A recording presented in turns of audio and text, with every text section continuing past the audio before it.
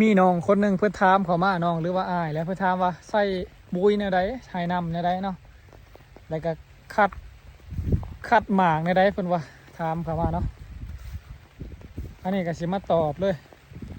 ก่อนอื่นก็ขอกราบทักทายสบายดีพ่อแม่พี่น้องผู้ชมทุกคนนะบ่อยู่ไกลฟังไทยฟังลาวก็ยินดีต้อนรับเข้าสู่ช่วงมังโม่ขอคือเก่าแล้วทุกคนเด้ยเพิ่นถามมาว่าข่อยใส่ปุ๋ยในใดใส่มือเป็นมือบ่หรือจังไดหรือว่าใส่น้ำให้น้ำมาในใดให้ปุ๋ยในใดแล้วก็คัดหมากในใดเนาะข้อหนึ่งเลยก็คือการคัดหมากข่อยคัดหมากมาข่อยจะเอาข้อที่10ขึ้นเมื่อเนาะบางอันก็ข้อที่9ที่8ก็มีแต่ว่าส่วนหลายจะมีข้อที่10ขึ้นไปเฮาก็เบิ่งสภาพมังมู่เฮาพร้อมเนาะว่าต้นมังมู่เฮาแข็งแรงพร้อมที่จะเอาข้อที่ไกลบ่ลังเทื่อมังมู่ขี้ไล่ๆปัจจุบันเอาข้อไกลมันก็บ่ได้เนาะตามมังมู่ต้นได้ขี้ไล่นะเอาข้อได้ก็ได้ว่าแต่มันเป็นหมากเนาะคันเลือกไล่มันสิบ่ได้หมากซ้ำในการคัดมังมู่นะตอนนี้ฝนตกเด้อทุกคนเด้อพี่น้องเอ้ยฝนตกเด้อการคัดมังมู่ก็สิประมาณนั้นเนาะคอยเอาข้อที่10ขึ้นไปเนาะบ่ให้เกินข้อที่15ต่ำก็หันก็บ่ให้เกินข้อที่7ที่8เนาะกันต่ำลงไปหันกันมังมู่เฮาสมบูรณ์ได้มังมู่เฮางามเนาะถ้าว่ามังมู่เฮาขี้ลายนะมังมู่เฮาบ่งามปานใดก็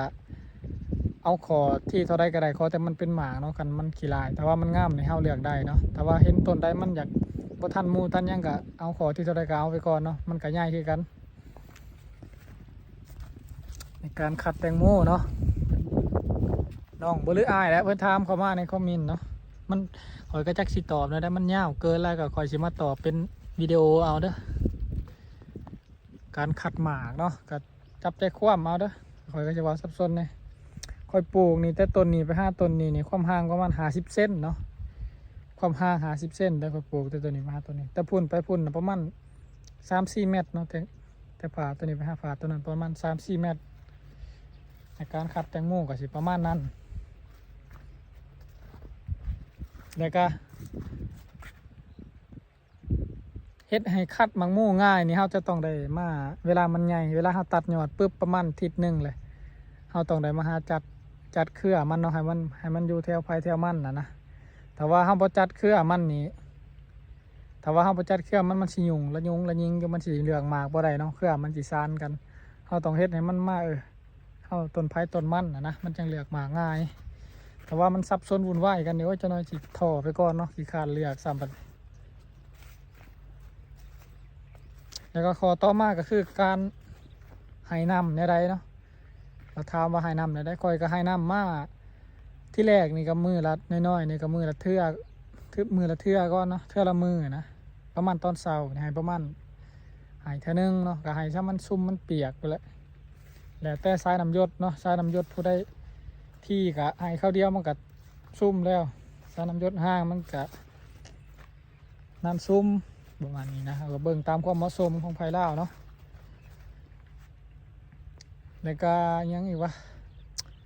ขอช่วงแรกๆนี่จะให้มือเนาะประมาณมังโม่เฮาเริ่มใหญ่เฮาก็จะเริ่มนักขึ้น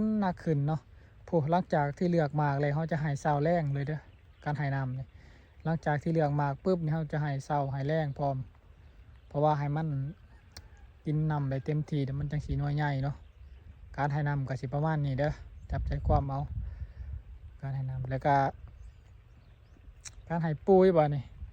ปุ๋ยเนี่ยก็จะให้ช่วงแรกก็จะให้ไร่ละกิโลเนาะสมมติว่าจะเฮ็ด10 ไร่นี่สมมติว่าจะปลูก10 ไร่นี่เจ้าก็ต้องได้ให้ละ10 โลเนาะเจ้าก็10 โลเจ้าก็ปนมานำอิหยังก็ได้ปนมานำถังหรือว่าสิดูดคือแต่น้องสะแบบไปเฮาก็ได้ก็พอให้มันได้10 โลเดี๋ยวมันสิเฉลี่ยซะเองดอกคอยปลูก6 ไร่นี่คอยก็จะให้6 โลไปก่อนเนาะคอยปลูก6 ไร่นี่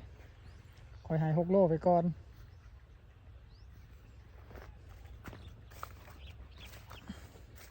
แต่นี่มันก็น้อยง่ายเลยทุกคน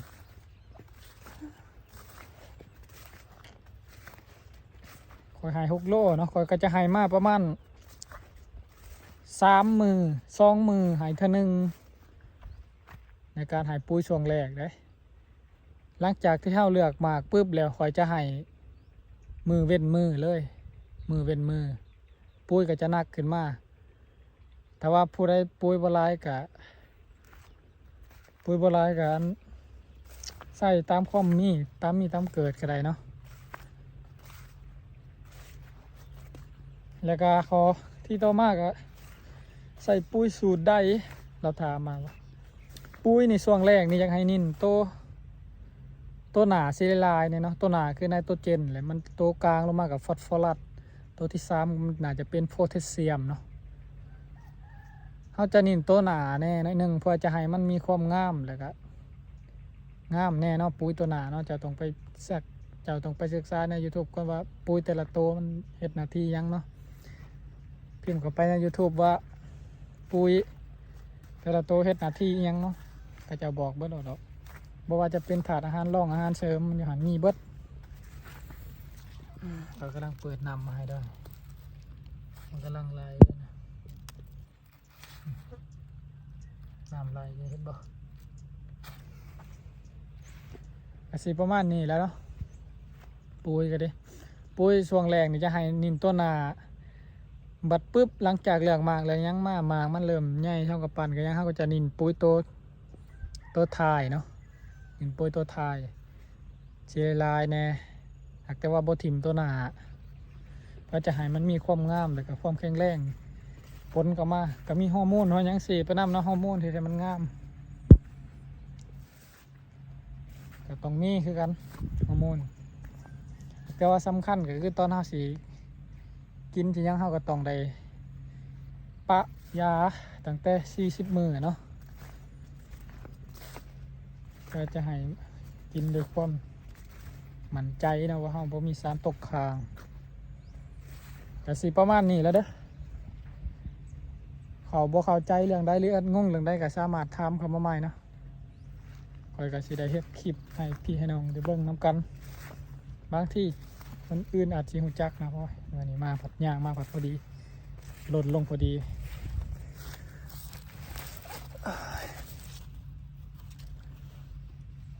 ยันหมกโม่เต็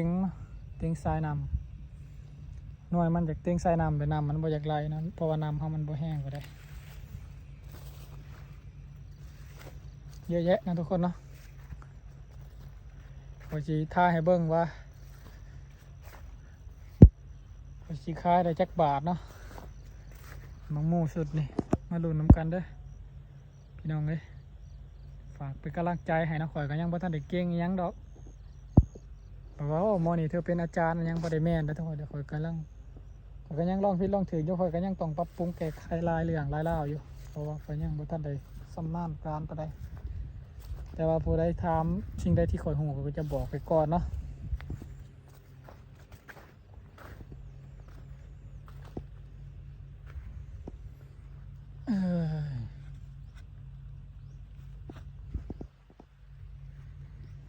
เนาะก็สิประมาณนั้นแหละเนาะการให้นำให้ปุ๋ยคัดมาร์กเราถามมา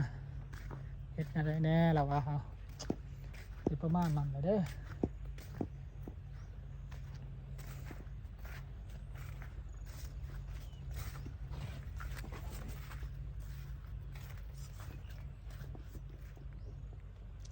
คลิปนี้ก็จะได้ขอลาไปเพียงสำนี้เด้อพอได้ที่เบิ่งก็ขอขอบใจหลายๆเด้อคลิปหน้าพอกันไหมมีหยังก็สามารถทำเหมือนกันขอกล่าวคำว่าสบายดีเลยก็สวัสดีพี่น้อง